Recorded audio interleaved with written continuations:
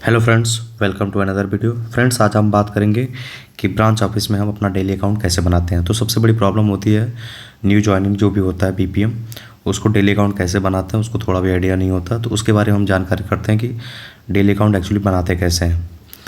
तो सबसे सिंपल तरीका, आपको ये फॉर्मेट जो है मिला रहेगा, एसओ से मिल जाएगा, चाहे हेड ऑफिस से मिल जाएगा। अगर नहीं भी मिलता है तो उसके लिए भी अलग से बता देंगे आपको कि आपको कैसे सादे पन्ने पे बनाना होता है डेली अकाउंट। तो चलिए शुरू करते हैं। जैसे कि यहाँ ब्रांच ऑफिस डेली अकाउंट है, ठीक है। अब हमको ब्रांच ऑफिस में यहाँ फ्रॉम में क्या डालना है, अपने बीओ का नाम डालना है। ये जो भी बीओ का नाम है, जैसे मान लीजिए मेरे बीओ का नाम, मान लीजिए ये तो है नहीं लेकिन डाल देते हैं, बीओ का नाम जौनपुर है, ठीक है। और बीओ टू ये सब ऑफिस का नाम डालना है। यहाँ पे सब ऑफिस का नाम मैंने डाल दिया, मान डाल दिया मैंने, मछली सर डाल दिया, ठीक है।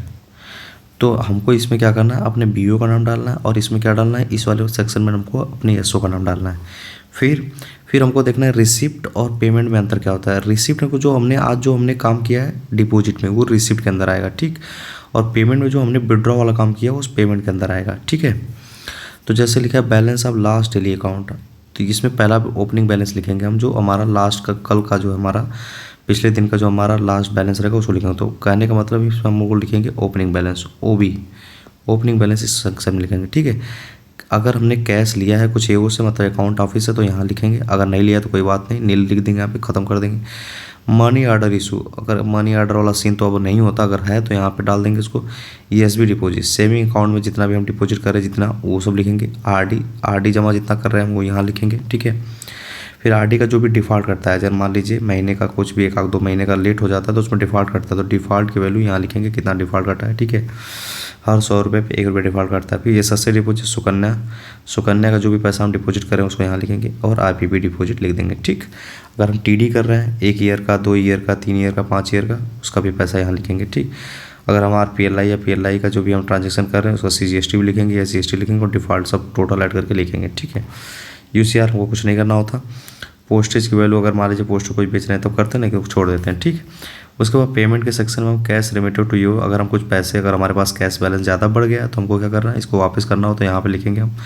मनी ऑर्डर पेड, अगर कोई मनी ऑर्डर आपके पास आया उसको पेड किया तो यहाँ पे लिखेंगे। ईएसपी विड्रॉ, ईएसबी से हमने कोई विड्रॉ किया तो यहाँ पे लिखेंगे। आईपीपी या एपीएस विड्रॉ किया तो यहाँ लिखेंगे।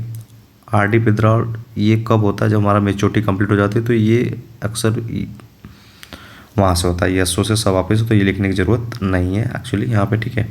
टीटी विड्रॉल भी ये भी हम नहीं करते, तो इसको भी लिखने की ज़रूरत नहीं, क्योंकि हम ये सब एसबी अकाउंट में करने के बाद करते हैं। फिर रिबेट, हाँ रिबेट हमको मिलता है, जैसे मान लीजिए कोई भी कस्टमर है एक साथ 6 महीने का, 8 महीने का, 10 महीने का अगर अपना इंस्टॉलमेंट जमा करता है तो उसको कुछ रिबेट मिलती है, कुछ छूट मिलती है, तो उसको यहाँ पर डालेंगे, वो माइनस में आएगा। और आरपीएलआई के केस में, पीएलआई के केस में भी यही होता है, अगर आप एडवांस जमा कर रहे हैं तो आपको रिबेट थोड़ा मिलता है, तो यहाँ पर उसको लिख सकते हैं। और कोई ऐसा चीज़ है जिसका बिल पेमेंट कर रहे हैं तो ये यहाँ पे लिख सकते हैं। फिर बाकी जो भी अगर रैंडम मिसलेनियस होता है अगर उसको लिखना है उसके बाद सबको यहाँ पे ऐड कर देना है, और इसको यहाँ पे ऐड कर देना है, ठीक है। अब फिर जितना भी आपको बैलेंस है उसको वो यहाँ पे नंबर्स में और यहाँ पे वर्ड्स में लिख के भेज देंगे। फिर उसके बाद सैंक्शन बैलेंस, कितना बैलेंस सैंक्शन हुआ है, मिनिमम कैश कितना होना चाहिए, मैक्सिमम, ये सब की ज़रूरत नहीं है, लिखना ज़रूरी नहीं है। डिटेल ऑफ बैलेंस इसमें डाल सकते हैं, आपके पास कितना है, पोस्टेज स्टैम्प कितना जीरो होगा, रेवेन्यू स्टैम्प कितना जीरो, अगर नहीं है तब के लिए, अगर है तो कुछ लिख दीजिए, टोटल बैलेंस यहाँ पे आप लिख दीजिए, ठीक है। फिर उसके बाद वो जो बैग हम भेजते हैं उस बैग का वेट कुछ डाल दीजिए। इनिशियल अब एसपीएम तो एसपीएम सर की साइन होगी यहाँ पे। पार्टिकुलर रिमिटेंस ये सब जानने की जरूरत नहीं है, अगर हम पैसा भेज रहे हैं तब ये सेक्शन हम भरेंगे, नहीं तो अगर नहीं भेज रहे हैं ईएसओ को पैसा तो ये सेक्शन भरने की जरूरत नहीं है। उसके लायबिलिटी एवरेज यहाँ पे पैसा डाल देते हैं कितनी, अगर मान लीजिए हमारी मैक्सिमम कैश अलाउड है 25K, हाँ अगर हमारे पास 35K है बैलेंस तो लायबिलिटी हमारी 10K की हो जाती है, तो यहाँ पे हम भर सकते हैं एक्चुअली। अगर वैकेंट भी छोड़ देंगे तो कोई दिक्कत नहीं। और डॉक्यूमेंट अगर कुछ भेज रहे हैं अकाउंट ऑफिस को तो ये यहाँ पे इसमें डाल सकते हैं कि हमने क्या कितने खाते भेजे हैं, जो भी है, कोई भी लेटर वापस किया है, कोई रजिस्ट्री वापस की है, कोई स्पीड पोस्ट वापस किया, तो इसमें हम उस डिटेल को डाल सकते हैं, ठीक है। उसके ये डेटा एचओ की तो कुछ ज़रूरत नहीं है, डेटा स्टाफ आईओ की भी ज़रूरत नहीं है। सिग्नेचर हाँ बीपीएम, यहाँ पे अपनी सिग्नेचर डालेंगे, ठीक है। और सिग्नेचर एसपीएम वहाँ पे होगा, तो ये हमारा इस तरह से डेली अकाउंट भर दिया जाता है, ठीक है। तो डेली अकाउंट अगर मान लीजिए आपको इस फॉर्मेट में आपको नहीं मिलता है या एसओ से एचओ से, तो एक ब्लैंक पेज पे कैसे करते हैं उसको अगले नेक्स्ट वीडियो में हम बताएंगे कि डेली अकाउंट एक्चुअली बनाते कैसे हैं, ठीक है।